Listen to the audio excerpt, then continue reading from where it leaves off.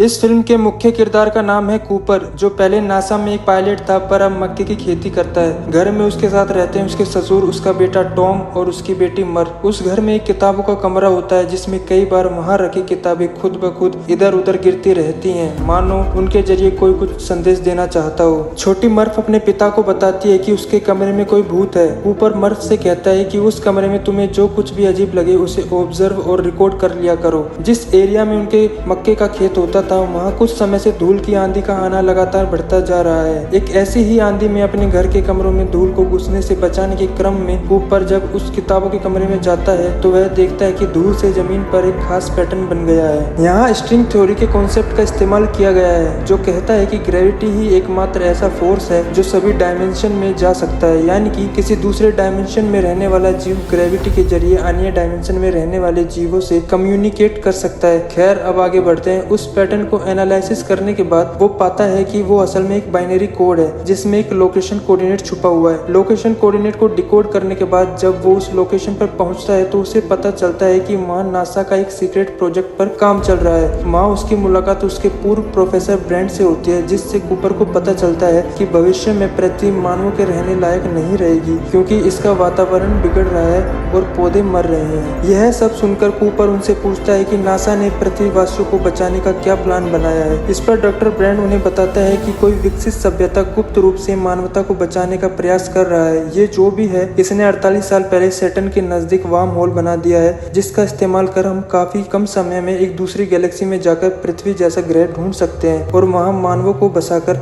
मानव जाति के वजूद को कायम रख सकते हैं। डॉक्टर ब्रेंड इस बातचीत के दौरान कूपर को ये भी बताते हैं कि नासा पहले ही 13 अलग अलग एस्ट्रोनॉट को उस वार्म होल के अंदर भेज चुका है जिनका मिशन है वार्म होल के उस पार जाकर ऐसा ग्रह को ढूंढना जो मानव जाति के लिए रहने लायक भी हो और नजदीक भी। वो अपने साथ बीकन ले गए हैं जिसके सिग्नल को नासा ट्रैक कर सकता है। उन्हें वो बीकन तब ऑन करना है जब उन्हें कोई अर्थ जैसा प्लैनेट मिल जाए। डॉक्टर ब्रेंड ये भी बताते हैं कि नासा को उनमें से कई एस्ट्रोनॉट के बीकन का सिग्नल कई दशकों से मिल रहा है पर अब केवल 3 बीकन ही एक्टिव रह गए हैं जिनके सिग्नल 3 ऐसे ग्रह से आ रहे हैं जो गार्गेंटुआ नामक एक ब्लैक होल के नजदीक मौजूद है। इसीलिए एक नए मिशन पर काम चल रहा है। इसका नाम है एंड्योरेंस। इस मिशन में कुछ एस्ट्रोनॉट को उन ग्रहों पर जाना है जिन ग्रहों से सिग्नल आ रहे हैं और पता लगाना है कि कौन सा ग्रह मानवों के रहने के लिए उपयुक्त है। अगर ऐसा प्लैनेट एंड्योरेंस ग्रुप को मिल जाता है तो नासा के पास मानवों को बचाने के लिए 2 प्लान्स हैं। प्लान ए, डॉक्टर ब्रेंड एक ऐसे इक्वेशन पर सालों से काम कर रहे हैं जो अगर सोल्व हो गया तो मानव 5th dimension physics specially gravity का इस्तेमाल कर एक विशाल स्पेस स्टेशन में पृथ्वीवासियों को स्पेस में शिफ्ट कर देगा जिससे संपूर्ण पृथ्वीवासी जीवित बच जाएंगे। जिस कंस्ट्रक्शन साइट में कूपर और डॉक्टर की ब्रेंड की बातचीत होती है वो असल में कोई लैब नहीं होती बल्कि वही स्पेस स्टेशन होता है जिसकी बात अभी हमने की। जब एंड्योरेंस क्रू अपने मिशन पर वार्म होल के उस पार होगा डॉक्टर ब्रेंड अपने एडवांस इक्वेशन को कंप्लीट करने की कोशिश करेंगे। प्लान बी, अगर डॉक्टर ब्रेंड अपनी इक्वेशन को पूरा नहीं कर पाते हैं या फिर एंड्योरेंस क्रू को हैबिटेबल प्लैनेट ढूंढने में काफी ज्यादा वक्त लगता है तो मानव जाति को बचाए रखने के लिए एंड्योरेंस यान काफी मात्रा में फर्टिलाइज्ड ह्यूमन एम्ब्रायो को अपने साथ ले जाएगा। जेनेटिक डाइवर्सिटी के लिए इन एम्ब्रायो में दुनिया के अलग अलग इलाकों के लोगों का डीएनए का इस्तेमाल किया गया है। एंड्योरेंस क्रू को अगर कोई हैबिटेबल प्लैनेट मिलता है तो उन्हें वहां जाना है और वहां जाकर फर्स्ट जनरेशन के एम्ब्रायो को रेस करना है। उसके बाद फर्स्ट जनरेशन वाले अगले जनरेशन को रेस करेंगे, उसके अगले जनरेशन वाले अपने अगले को,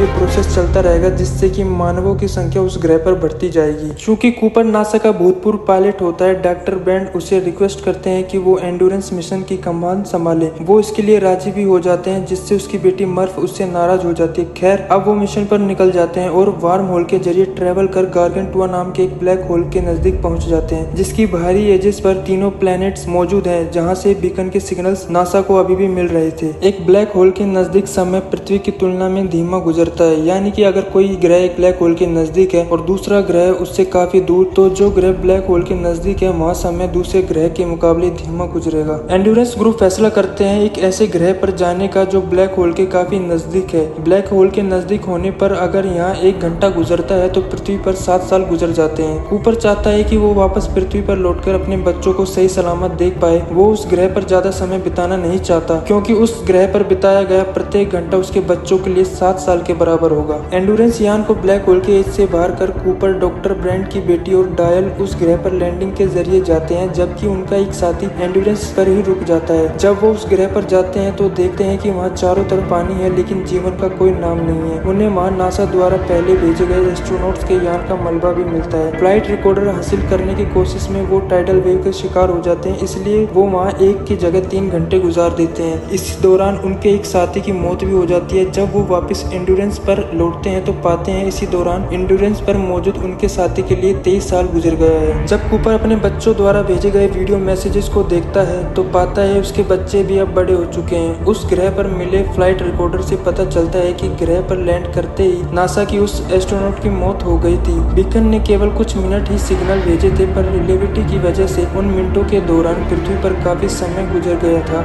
इसलिए पृथ्वी पर मौजूद नासा को लगा कि वो सिग्नल कई सालों से उस ग्रह से आ रहा है। चूंकि एंडोरेंस 23 साल से ईंधन का इस्तेमाल कर रहा था, अब इसमें लिमिटेड ईंधन बचता है। बचे हुए ईंधन से वो बाकी बचे 2 में से केवल एक ग्रह पर ही जा सकते हैं। दोनों ग्रहों से आ रहे बीकन के सिग्नल से मिले डेटा के आधार पर पता चलता है कि एडमंड जिस ग्रह पर है वो मानव के रहने के लिए ज्यादा उपयुक्त है, पर चूंकि दूसरे ग्रह पर मैन अभी भी लगातार सिग्नल भेज रहा था, एंड में एंडोरेंस मैन के ग्रह पर जाने का फैसला करते हैं। इस दौरान पृथ्वी पर कूपर की बेटी मर्फ बड़ी होकर साइंटिस्ट बन चुकी है। मरने से पहले डॉक्टर ब्रैंड उसे बताते हैं कि प्लान ए केवल एक दिखावा था, क्योंकि उन्होंने कई साल पहले ही अपने इस इक्वेशन को सोल्व कर लिया था और वो जानते थे कि इससे मानवों को बचाया नहीं जा सकता। इसीलिए अब केवल प्लान बी ही सफल हो सकता है, जिसका मतलब था कि मर्फ अपने पिता को दोबारा कभी नहीं देख पाएगी। मर्फ वीडियो मैसेज के जरिए एंडोरेंस क्रू मेंबर को डॉक्टर ब्रैंड की मौत की जानकारी देती है और सारी सच्चाई भी बताती है। वो अपने पिता कूपर को भी ब्लेम करती है कि उसने उन्हें पृथ्वी पर मरने के लिए छोड़ दिया है। हालांकि इसके बावजूद मर्फ उन इक्वेशन पर काम करती रहती है, क्योंकि उसे उम्मीद होती है कि वो इन इक्वेशन को सोल्व कर लेगी, पर उन इक्वेशन को पूरी तरह से सोल्व करने के लिए उसे ग्रेविटेशनल सिंगुलरिटी पर एक क्वांटम डेटा की जरूरत होगी। मैन का ग्रह ब्लैक होल के उतना नजदीक नहीं होता जितना पहले वाला ग्रह था, इसीलिए यहाँ एस्ट्रोनॉट्स पहले की तरह अब किसी तरह की जल्दबाजी में नहीं है। अब वो उसके बीकन के सिग्नल को ट्रैक कर उस ग्रह पर पहुंचते हैं। उन्हें मैन डीप स्लीप में मिलता है, जिससे वो एंडोरेंस पर ले आते हैं। जागने के बाद वह बताता है कि इस ग्रह पर परेशानियां जरूर हैं, लेकिन मानवों के रहने के लायक है। उसके बाद सभी एस्ट्रोनॉट्स उस ग्रह का मुआयना करने के लिए लैंडर के जरिए उस ग्रह की सतह पर जाते हैं। जाने के बाद वहाँ उन्हें पता लगता है कि मैन ने गलत डेटा भेजकर उन्हें गुमराह किया है, क्योंकि यह ग्रह मानवों के रहने के लायक नहीं है। इस दौरान मैन कूपर को जान से मारने की नाकाम कोशिश करता है, जबकि एक दूसरे मेंबर को वो जान से मार भी देता है। एंडोरेंस पर दुर्घटना हो जाने से मैन की मौत हो जाती है और इस दुर्घटना से एंडोरेंस को भी काफी नुकसान होता है, जिसके बाद वो नीचे गिरने लगता है। कूपर, डॉक्टर ब्रैंड किसी तरह अपने लैंडर को एंडोरेंस से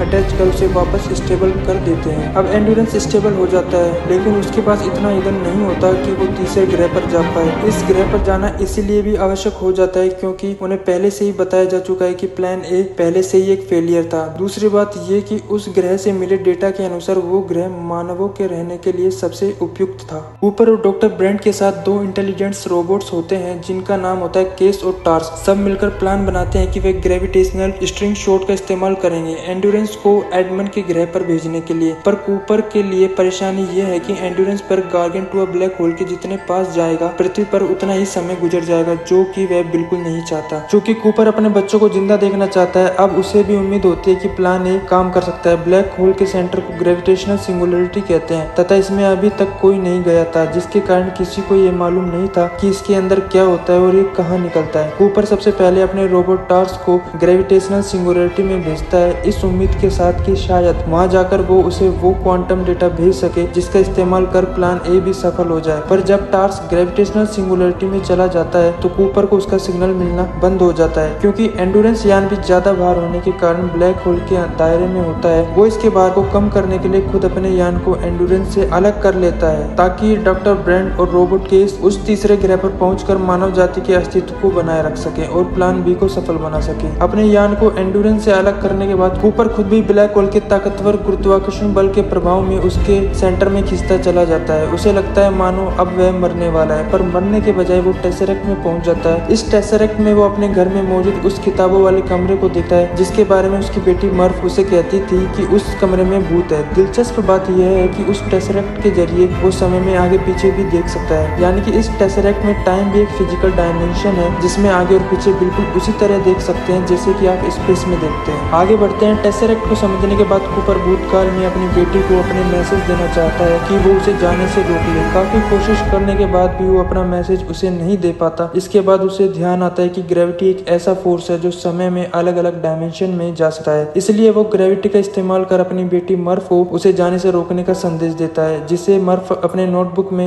STAY स्टे लिखकर नोट भी कर लेती है। उसके बाद जब धूल भरी आंधी से उस रूम में धूल भर जाती है तो कूपर ग्रेविटी का इस्तेमाल कर उसे नासा की सीक्रेट बेस का लोकेशन कोऑर्डिनेट बाइनरी कोड के जरिए देता है। यह वही मैसेज है जो शुरू में कूपर ने डिकोड किया था, यानी कि जिसे मर्फ बचपन में भूत समझ रही थी वो कोई और नहीं बल्कि फ्यूचर का कूपर ही था। टेसरेक्ट के अंदर कूपर को उसके रोबोट टार्स का मैसेज मिलता है, जिसे उसने ब्लैक होल में क्वांटम डेटा इकट्ठा करने भेजा था। टार्स कूपर को ये बताता है कि उसे वो क्वांटम डेटा मिल गया है जो डॉक्टर ब्रेंट के अधूरे इक्वेशन को पूरा कर प्लान ए को भी सफल बना सकता है। कूपर टार्स को वो डेटा खुद को सेंड करने के लिए कहता है। अब कूपर के पास वो सब है जिससे वो बाकी के पृथ्वीवासियों को बचा सकता है, पर परेशानी यह है कि वे डेटा को अपनी बेटी मर तक कैसे पहुंचाए, जो कि अब साइंटिस्ट है। वो इस डेटा को ग्रेविटी का इस्तेमाल कर मोर्स कोड के फॉर्मेट में उस घड़ी के जरिए भेजता है जो घड़ी उसने कभी अपनी बेटी मर्फ को दी थी। अगर आप मोर्स कोड के बारे में नहीं जानते हैं तो मैं आपको बता दूं कि ये एक ऐसा मेथड है टेक्स्ट इन्फॉर्मेशन को भेजने का जिसमें ऑन ऑफ टोन्स लाइट से क्लिक्स का इस्तेमाल किया जाता है। जब मर्फ उस घड़ी को देखती है तो वो समझ जाती है कि ये मोर्स कोड है जिसे उसके पिता ने भेजा है। वो उसे डिकोड कर पूरा क्वांटम डेटा समझ लेती है, जिसके बाद डॉक्टर ब्रेंट का वो अधूरा इक्वेशन पूरा हो जाता है। इसके बाद ग्रेविटी का इस्तेमाल कर वैज्ञानिक पृथ्वी के मानवों को स्पेस में विशाल स्पेस स्टेशन पर शिफ्ट कर देते हैं। उधर जैसे ही कूपर क्वांटम डेटा अपनी बेटी को भेज देता है वो टेसरेक्ट अपने आप ही गायब हो जाता है। क्योंकि टेसरेक्ट ब्लैक होल के सेंटर में था, वहाँ समय के गुजरने की गति और भी धीरे थी। मतलब कूपर के द्वारा वहाँ बिताया गया 1 मिनट भी पृथ्वी पर उसकी बेटी के 50 सालों से भी ज्यादा था। टेसरेक्ट से बाहर निकलने के बाद दूसरे एस्ट्रोनॉट्स कूपर को देख लेते हैं, पर जब उसकी आंख खुलती है तो वह खुद को एक विशाल स्पेस स्टेशन में पाता है। वो देखता है कि इंसानों ने उस स्पेस स्टेशन पर ग्रेविटी को पूरी तरह मास्टर कर लिया है, जिसके कारण काफी लोग वहाँ बिना किसी परेशानी के रह रहे हैं। उस स्पेस स्टेशन का नाम होता है कूपर स्टेशन, जो कि उसकी बेटी के नाम पर रखा गया था। अब जब वो अपनी बेटी से मिलने जाता है तो पाता है उसकी बेटी काफी बूढ़ी हो चुकी है, जबकि उसकी उम्र में केवल कुछ सालों का ही अंतर आया है। उसकी बेटी उसे बताती है कि उस दुनिया में कूपर के लिए अब कुछ नहीं बचा, क्योंकि उसका कोई परिवार अब वहाँ नहीं रहता। इसके बाद कूपर उस ग्रह की ओर रवाना हो जाता है जिस ग्रह पर उसने डॉक्टर ब्रेंट की बेटी को एंड्योरेंस यान के जरिए भेजा था। अंत में दिखाया जाता है कि डॉक्टर ब्रेंट की बेटी उस ग्रह पर बिना किसी परेशानी के लैंड कर जाती है। अब उसका अगला प्लान है वहाँ के मानवों की तादाद को बढ़ाना। अब कूपर उससे मिल पाता है या नहीं यह तो फिल्म में नहीं दिखाया गया, फिल्म यही खत्म हो जाती है। अब बात कर लेते हैं सबसे महत्वपूर्ण मुद्दों पर, यानी कि वो कौन थे जो शुरू से ही मानवों को बचाने की कोशिश कर रहे थे। उन्होंने इंसानों को बचाने के लिए पृथ्वी के नजदीक वार